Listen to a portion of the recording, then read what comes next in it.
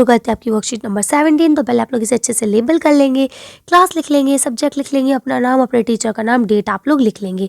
इस वीडियो में मैं आपको पूरे एक्सप्लेनेशन के साथ आंसर्स दूंगी। अगर आप सिर्फ आंसर देखना चाहते हैं तो आप दूसरी वीडियो देख सकते हैं। इसी के साथ साथ आपकी जो सैटरडे की वीडियो कॉमन आती है वो भी मैंने अपलोड कर दिया, आप लोग चाहे तो ले सकते हैं। इसके बाद आज हम लोग क्या पढ़ेंगे, न्यूट्रलाइजेशन इन एवरीडे लाइफ। ठीक है, ये लिखा है, have you ever suffered by acidity cause due to over acting, यानी कि क्या आप लोग कभी ज़्यादा खाने की वजह से एसिडिटी की प्रॉब्लम में फेस हुए। मैं मानती हूँ कि आप नहीं हुए होंगे क्योंकि आप लोग छोटे बच्चा हैं अभी, लेकिन आपने अपने पेरेंट्स को या दादा दादी को या नाना नानी को ज़रूर सुना होगा ये कहते हुए कि आज मुझे एसिडिटी हो रही है, मुझे ज़रा सा आप डाइजिन ला दो बेटा। सुना है जी, बिल्कुल।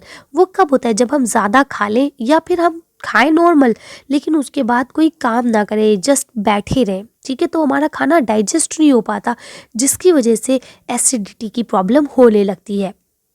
You can also discuss it to your family members, आप इसको अपने फैमिली मेम्बर्स के साथ डिस्कस कर सकते हैं। It is very painful condition that is cause due to excessive release to acid in our stomach, यानी कि अब ये कह रहे हैं कि ये बहुत ज़्यादा पेनफुल कंडीशन है। क्यों?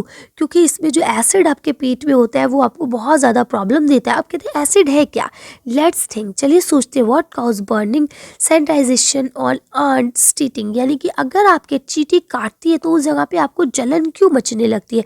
दीज और are due to the other some kind of acid और बेस, ये सारी चीज़ें किसी ना किसी तरीके के एसिड या बेस के कारण होती है। तो चलिए हम लोग पढ़ते हैं इनडाइजेशन का मतलब क्या है। तो देखिए यहाँ लिखा है, इनडाइजेशन का मतलब होता है अवर स्टोमक, यानी हमारा पेट कंटेंट हाइड्रोक्लोरिक एसिड, यानी हमारे पेट में हाइड्रोक्लोरिक एसिड होता है।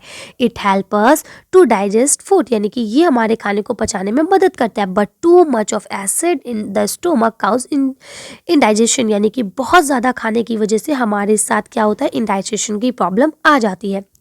आंट स्लाइटिंग, अब अगर आपके चींटी ने काट लिया, the sign of an ant contain formic acid, यानी कि जैसी चींटी आपकी काटती है वो अपनी डंक से आपके अंदर एक एसिड छोड़ती है। व्हेन एंड इट बाइट, यानी लिखा है जैसे वो आपके काटती है, it inject the acidic liquid into the skin, वो एक आपके एसिडिक लिक्विड है आपकी स्किन के अंदर इंजेक्ट कर देती है, यानी छोड़ देती है। It cause burning in the skin, इसी की वजह से आपकी स्किन में जलन मचने लगती है, स्किन जलने लगती है। ठीक है, ये देखिए ये आपको 4 कंडीशन एक साथ पढ़ा रहे हैं। एक आपका पढ़ा इनडाइजेशन, यानी कि खाना हजम ना होना। अब उसके बाद आपका पढ़ा एंड स्लाइटिंग, यानी कि चींटी का काटना। अब आपको पढ़ाएंगे सॉइल कंडीशन, यानी कि मिट्टी का ख़राब होना। उसके बाद फैक्ट्री वेस्ट पढ़ेंगे। 4 चीज़ें पढ़ेंगे, फिर इनके सॉल्यूशन भी पढ़ेंगे। तो देखिए यहाँ आपका तीसरा क्या है, exclusive use of chemical fertilizers make the soil acidic, यानी कि ज़्यादा फर्टिलाइज़र को यूज़ करने के लिए, देखिए मैंने आपको पहले भी पढ़ाया है कि खेत को या मिट्टी को अच्छा करने के लिए 2 प्रकार के खाद डाले जाते हैं। एक वो होते हैं जो केमिकल से बनते हैं जिससे हम फर्टिलाइज़र कहते हैं, एक वो होते हैं जो जैसे जानवरों के वेस्ट है या पत्ते वगैरह को सड़ा के बनाया जाता है, वो आपका मैन्यूर कहलाता है। ठीक है, ये नेचुरली होता है और ये केमिकली होता है।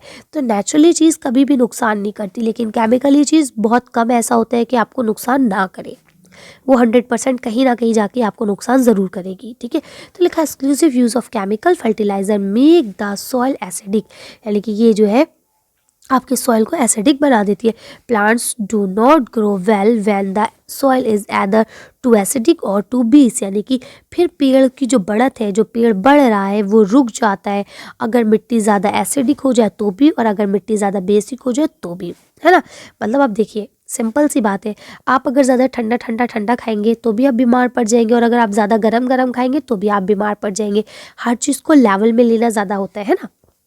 वही चीज़ है, अगर ज़्यादा एसिडिक हो जाएगा तो भी पेड़ नहीं बढ़ेगा, और अगर ज़्यादा बेसिक हो जाएगा तो भी पेड़ नहीं बढ़ेगा। नेक्स्ट आपका लिखा है फैक्ट्री वेस्ट। अब फैक्ट्री वेस्ट क्या होता है, the waste of many factories contain acidic, यानी कि जो फैक्ट्रीज से वेस्ट निकलता है वो आपका एसिडिक होता है। ठीक, if they are allowed to flow into the waste bodies, the water bodies. और फिर हम क्या करते हैं, जो पहले ज़माने में, आजकल नहीं, आजकल बहुत सख्ती है इन चीज़ों पे। ठीक है, पहले लोग क्या करते थे, फैक्ट्री से डायरेक्ट वेस्ट पानी के अंदर डाल देते थे। The acidic will kill fish and other organism, फिर क्या होता है, वो गंदगी है क्योंकि वो एसिडिक है, तो वो पानी में रहने वाली मछलियाँ और अलग अलग चीज़ें, कुछ भाई पानी में पेड़ पौधे भी होते हैं और मछलियों के अलावा भी बहुत सारे जीव जंतु रहते हैं जो शायद कभी ऊपर नहीं आते हैं, ठीक है। तो वो सब लोग मरने लगते हैं, जाहिर सी बात है, एसिड्स तो हर चीज़ मर सकती है ना, ठीक।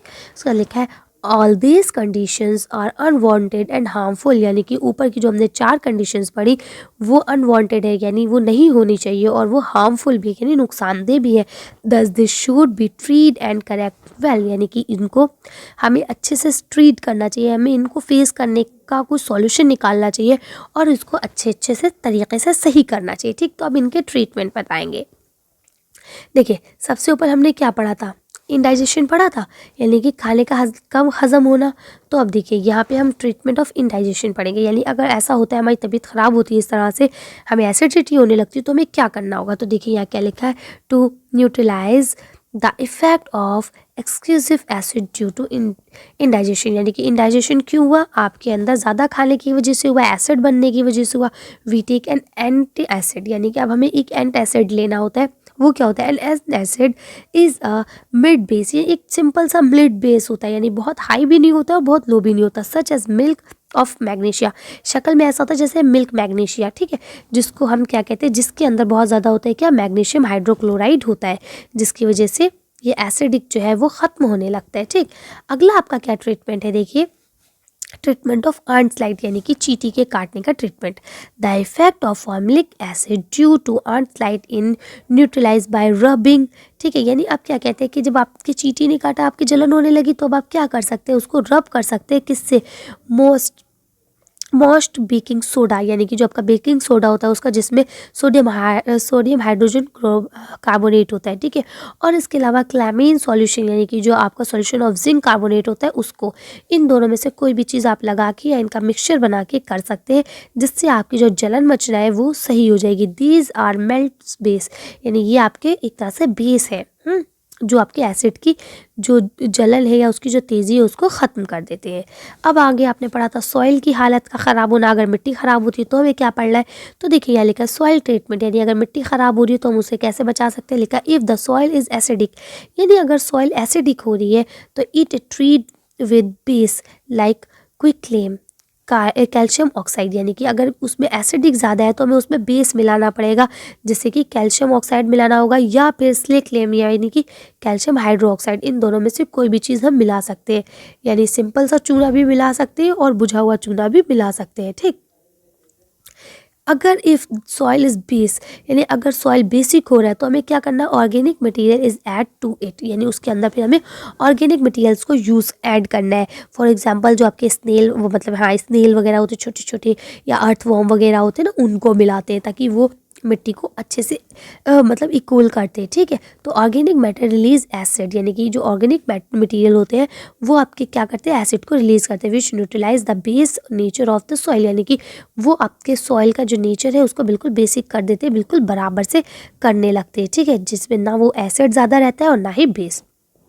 अब बात करते हैं फैक्ट्री वेस्ट की। तो अब आपका फैक्ट्री वेस्ट, इसको हम कैसे रोक सकते हैं। तो ट्रीटमेंट ऑफ फैक्ट्री वेस्ट, यहाँ लिखा है factory waste are neutralized by adding base substance before releasing in water, यानी अगर हमें उन्हें पानी में डालना है, ठीक है, क्योंकि देखिए कहीं ना कहीं तो जाएगा, अब हम उसको खाएंगे तो नहीं बैठ के, है ना, या तो मिट्टी में जाएगा, उसे दफन करना है तो मिट्टी हार्मफुल होगी, या पानी में डालना है तो पानी हार्मफुल होगा, कहीं ना कहीं तो जाएगा। अगर हमने जला दिया तो हवा गंदी हो जाएगी। तो कह रहे इससे अच्छा अगर आप उसे पानी में डाल रहे हैं तो वो, क्योंकि वो एसिडिक है, तो उसमें कुछ बेस को मिला दे ताकि उसका जो एक तरह से जो उसका नेचर है वो बराबर हो जाए, जितनी एसिडिक है उतनी वो बेस हो जाएगी, जिसके बाद वो आसानी से पानी में जाएगी और पानी को नुकसान भी नहीं पहुंचाएगी, ठीक है। अब देखिए मैं आपको इसको थोड़ा स्पीड में इसलिए पढ़ाती हूँ क्योंकि वरना फिर वर्कशीट बहुत बड़ी हो जाती है तो बच्चे बोर होने लगते हैं। अगर आपको लगता है कि आपको इससे समझ में नहीं आया तो आप वीडियो को दोबारा देख सकते हैं, ठीक है। चलिए अब आपका पहला क्वेश्चन क्या है, इसको पढ़ते हैं। पहला क्वेश्चन यहाँ लिखा हुआ है व्हाट इज इनडाइजेशन, यानी इनडाइजेशन क्या है। चलिए इसका आंसर देखते हैं। अब इसका आंसर यहाँ से लिखेंगे our stomach contain hydrochloric acid, यानी हमारे पेट में हाइड्रोक्लोरिक एसिड होता है। It's help us to digest food, ये हमारे खाने को पचाने में मदद करता है। But too much of acid in the stomach causing indigestion, यानी कि जैसे ही हमारे पेट में ज़्यादा एसिड हो जाता है तो जो है इनडाइजेशन का कारण बनता है। तो इस तरह से आप इसका आंसर लिख सकते हैं। चलिए अगला क्वेश्चन पढ़ते हैं। दूसरा क्वेश्चन लिखा है व्हाट इज एंटासिड। एंटासिड क्या है, चलिए इसका आंसर पढ़ते हैं। इसका आंसर यहाँ से लिख सकते हैं an antacid is a mild base, यानी कि ये एक मिल्ड बेस होता है, such as milk of magnesia, जैसे कि मिल्क ऑफ मैग्नीशिया होता है, विच कंटेन, इसके अंदर क्या होता है आपका मैग्नीशियम हाइड्रोक्साइड होता है, जो कि आपकी एसिड को काटने में मदद करता है। ठीक है, चलिए आगे पढ़ते हैं। तीसरा क्वेश्चन लिखा है dash and dash are use to neutralize and slide, यानी चींटी के काटने को किन चीज़ों से न्यूट्रलाइज किया जा सकता है। तो चलिए दोनों के आंसर देखते हैं, सिर्फ मैं आंसर लिखाऊंगी। इसका आंसर यहाँ से लिखेंगे मोस्ट बेकिंग सोडा, यानी कि जिसमें सोडियम हाइड्रोजन कार्बोनेट होता है, और दूसरे में आप लिखेंगे कैलेमाइन सॉल्यूशन, यानी कि सॉल्यूशन ऑफ जिंक कार्बोनेट। ठीक है, तो दो फिलअप है, पहले में यहाँ तक लिखना है, दूसरे में यहाँ से यहाँ तक लिखना है। लिख लेंगे आप लोग, चलिए अगला पढ़ते हैं।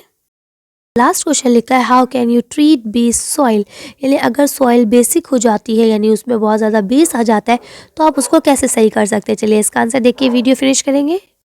आंसर यहाँ से लिखेंगे if the soil is basic, यानी अगर सॉइल जो है वो बेसिक हो जाती है, organic material added to it, यानी उसके अंदर हमें ऑर्गेनिक मैटर को ऐड करना होता है, उससे क्या होता है कि वो रिलीज़ करते हैं एसिड को, जिसकी वजह से आपकी जो बेस की मात्रा बढ़ गई है वो बराबर हो जाती है मिट्टी के अंदर। ठीक है, तो आप इस तरह से आंसर लिख सकते हैं। चलिए आज की वर्कशीट को यहीं खत्म करते हैं। आज की वीडियो में बस इतने। अगर आपको हमारी वीडियो पसंद आई हो तो प्लीज़ इसे लाइक और शेयर करें। अगर अभी तक आपने हमारे चैनल को सब्सक्राइब नहीं करा है तो प्लीज़ हमारे चैनल को सब्सक्राइब करें। Thank you for watching.